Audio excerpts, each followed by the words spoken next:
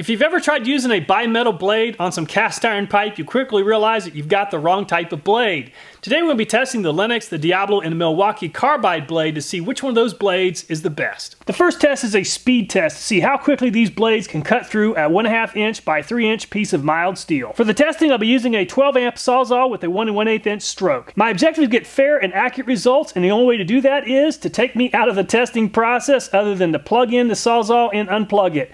I'm going to let the jig do the rest of the work. When the test begins, the blade will be in place, and when the test is over with, I'll just unplug the Sawzall. Now the way this jig works is, it is sitting on an arm that rotates freely with 20 pounds applied on top of the Sawzall. Also, the trigger is in wide open position, allowing each blade to cut at the fastest possible speed. Again, this is a speed test. The Milwaukee Torch definitely has the most aggressive blade design with the 7 TPI and the most tooth offset.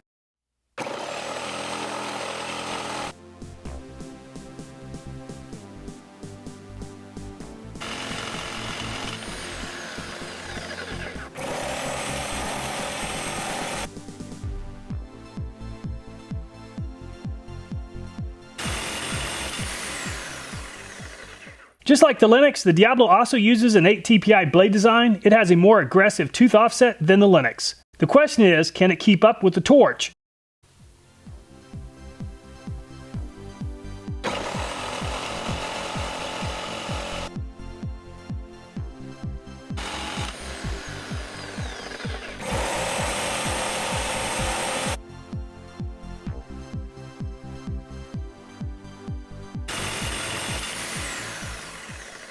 The Lennox thick metal blade uses an 8 TPI blade design, and the tooth offset is not nearly as aggressive as the Milwaukee. It seems like it's designed to last a long time, but can it keep up with the competition?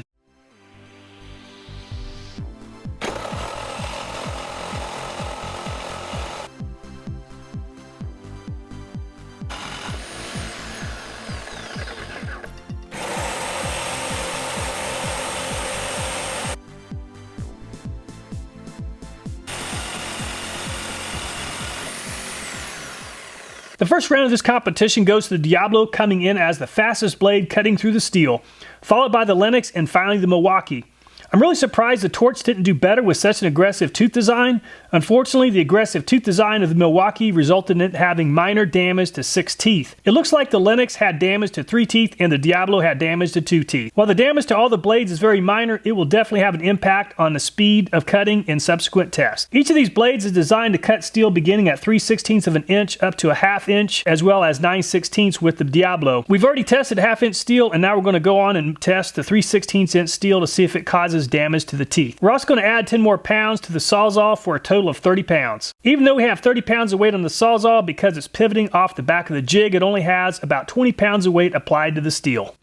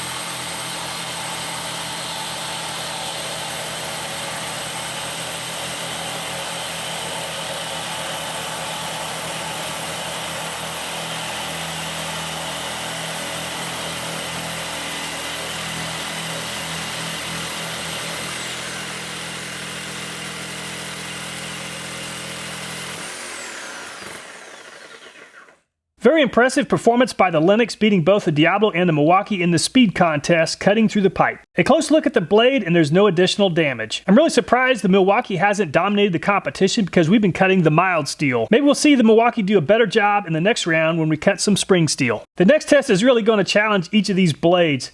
The spring steel starts off at 7/16 of an inch and it progresses to 5/8 of an inch. There's a good chance that these blades won't make it all the way through the spring steel because once it gets down to the thicker steel, it'll have a hard time displacing the metal chips.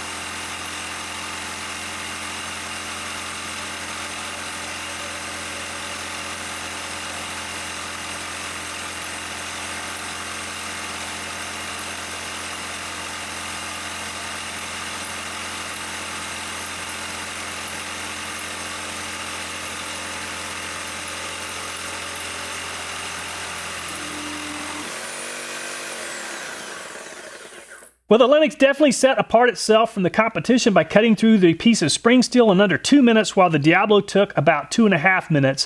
Unfortunately, the torch could not quite get through the steel. The Lennox and the Diablo both experienced damage to 10 teeth, while the Milwaukee experienced damage to 14 teeth. Since both the Lennox and the Diablo made pretty quick work of cutting through the spring steel and they didn't get stuck in one spot, there is very little blade darkening from overheating, while the torch does show some signs of overheating.